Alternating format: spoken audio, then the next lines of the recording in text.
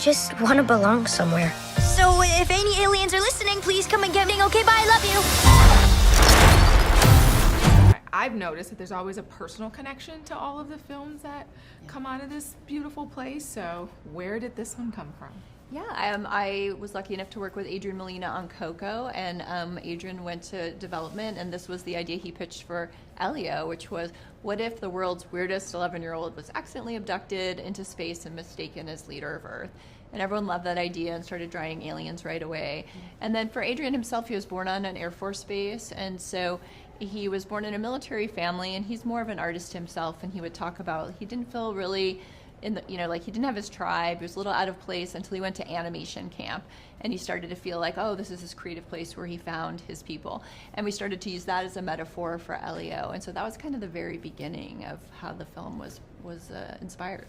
I love that it touches on this idea of loneliness and isolation for kids who maybe perhaps are going also maybe through grief. Can we talk about that as well? Because I feel like I haven't seen a film that taps into how kids deal with that, children, and that this age group, and how their imagination helps take them out of that place perhaps, or fuels their imagination.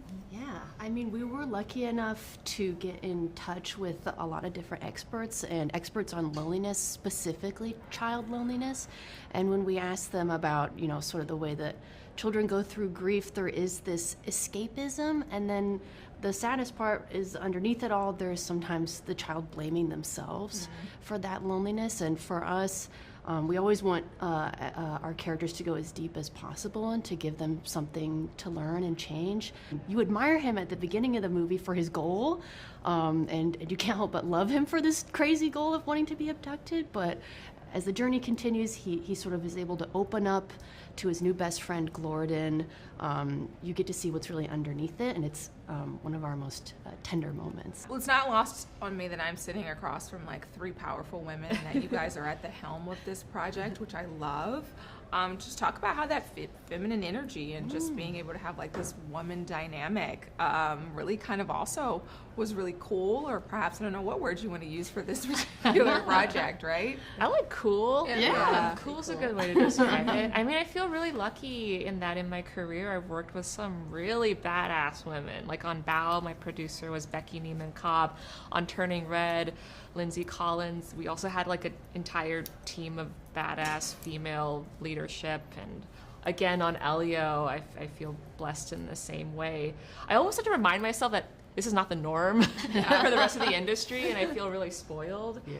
I mean, I feel personally, this is my first time directing. I don't think I would even assume I was capable of doing this if I hadn't already watched Domi do it first. Somebody who was already my friend, closer to my age, just watching her make Turning Red and make exactly what she wanted to make without compromising who she really was. I just don't think I could have ever believed in myself enough if I hadn't already seen Domi do the most incredible thing.